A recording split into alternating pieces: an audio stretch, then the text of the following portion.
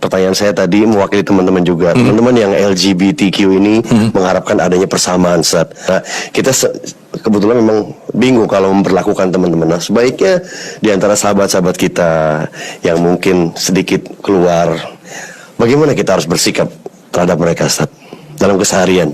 Makasih, Mas. Ya, ketika kita bicara hak,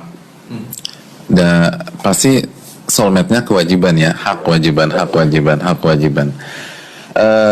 Dimanapun, sebelum kita bicara apa hak kita, apa hak Mas Denny, apa hak Fani, kita harus sepakati dulu nih gitu loh, siapa pihak yang berhak mengeluarkan apa hak kita dan apa kewajiban kita. Kita kerja di sebuah perusahaan, nggak bisa setiap karyawan mengklaim ini hak saya gitu loh. Hak saya dapat salary sekian gitu, kok cuman 15 juta, hak gue kan 30 juta. Nah, siapa yang berhak mengklaim berapa salary lo gitu loh, itu kan penting. Nah, kalau dalam perusahaan kita sepakat gitu, kalau di perusahaannya Mas Denny yang berhak menentukan hak karyawan siapa, Mas? Pimpinan, Ustaz. Pemilik perusahaan, Ustaz. Lalu kalau ada pegawai yang mengklaim begitu bisa diterima? Enggak dong, Ustaz. Enggak ya? Pasti. Ya udah, kalau begitu bagaimana dengan kehidupan yang lebih luas? Ketika kita sepakat, khususnya kan penanya teman-teman kita itu mereka beragama Islam. Ya. Ketika seseorang beragama Islam, penciptanya siapa? Gitu. Yang ngatur ini siapa? Dan dialah yang berhak untuk menetapkan. Dan itulah Allah Subhanahu wa taala Rabbul Alamin, Rabb alam semesta. Dan Allah menyatakan di dalam surat Al-A'raf ayat 80 ketika berbicara tentang Nabi Lut dan kaumnya, walutan qala liqaumihi, dan Nabi Lut ingatlah ketika ia menyampaikan kepada kaumnya yang LGBT tersebut. Terus atatuna al-fahishata ma sabaqakum biha min ahadin minal alamin. Apakah kalian melakukan sebuah perbuatan keji yang tidak pernah dilakukan siapapun di alam semesta ini sebelum kalian? Sekali lagi, ini firman Allah Subhanahu wa taala.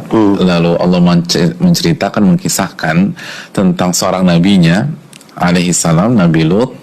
Lalu dikatakan bahwa itu bukan hak, tapi ini adalah sebuah perbuatan keji. Dan ini bukan fitrah. Karena kalau fitrah harusnya sudah ada sebelumnya, ketika manusia pertama kali diciptakan, kecenderungan itu harusnya ada. Tapi ini baru muncul di saat mereka. Oleh karena itu di ayat berikutnya Allah mengatakan bal antum qaumun musrifun.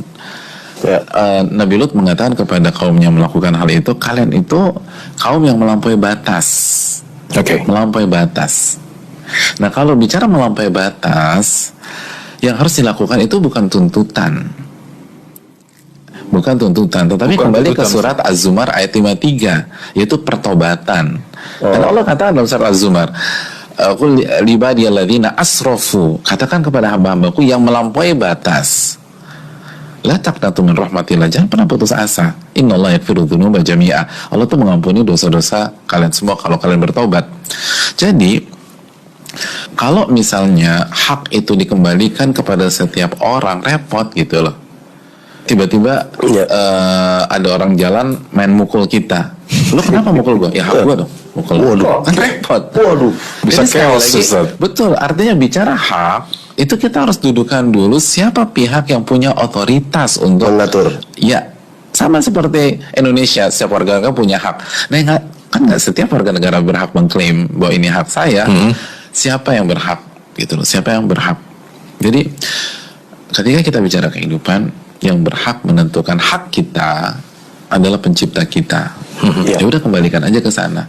Kalau memang benar, ya udah kita kasih. Tapi kalau ternyata tidak ada, bahkan keliru, mari kita dudukan ini dengan hati yang bersih gitu loh. Kalau mau adu argumentasi atau menang-menangan semua bisa. Tapi apakah itu akan menyelamatkan kita pada hari kiamat kelak? Sehebat apapun argumentasi kita, mentok-mentoknya juga mati juga kan, Mas. Terus kita akan ditanya dalam kubur, kita akan dibangkitkan dalam kondisi telanjang bulat, tidak dikhitan, tidak bawa bekal, lalu kita akan ditanya tentang banyak hal oleh Allah Subhanahu Wa Taala. Jadi apakah kita siap mengalami hal tersebut? Dan sekali lagi nggak akan tenang, nggak akan bahagia di dunia dan di akhirat. Karena ketenangan itu kuncinya adalah amal soleh dan iman. Man amila salihan min dzakarin aw untha wa huwa mu'min falanuhyiyannahu hayatan thayyibah. Kehidupan yang tenang, yang bahagia, yang kalau di rumah tangga sakinah mawaddah warahmah, itu adalah orang-orang yang kata Allah dalam surat An-Nahl ayat 97 ini, orang-orang yang man amila salihan, beramal soleh, baik laki-laki maupun wanita, dan beriman. Tentu saja orang-orang yang beriman yang komit dengan ketentuan Allah Subhanahu Wa Taala dan beramal soleh, bukan melakukan kekejian. Baru mereka lah orang-orang yang Allah kasih kehidupan yang bahagia. Jadi itu poinnya mungkin, Mas. Kesimpulannya jangan meminta hak, persamaan dan sebagainya, tapi pertobatanlah yang dibutuhkan. Itu kalimatnya. Dan dudukan siapa yang berhak menentukan hak, itu penting kan. Karena konsep ini kita juga artinya coba tanya sama teman kita yang misalnya LGBT yang mengatakan demikian, dan dia punya perusahaan, kira-kira apakah lo terima ketika pegawai lo, staff lo itu mengklaim haknya sepihak, padahal nggak ada di MOU, nggak ada di apa namanya peraturan lo dan akad lo, kira-kira lo terima nggak? Kalau lo nggak terima, kenapa lo menerapkan hal yang sama kepada Rob kita? Artinya, kecuali kalau dia nggak mengakui Al-Quran, itu pembahasannya lain. Tapi kalau dia Muslim, dia beriman kepada Allah, ya udah buka Al-Quran aja. Ada nggak hak di situ?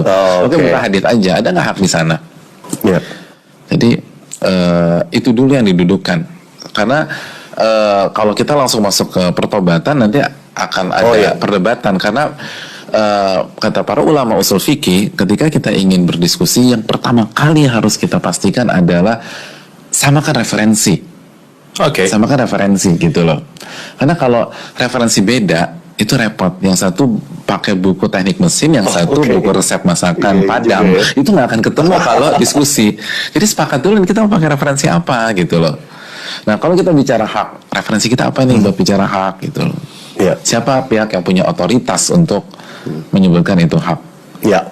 Alhamdulillah. Proporsional, Mas Denny. Tetap harus proporsional. Jadi persamaan referensi itu juga kita bicara dalam konteks apa? Benar.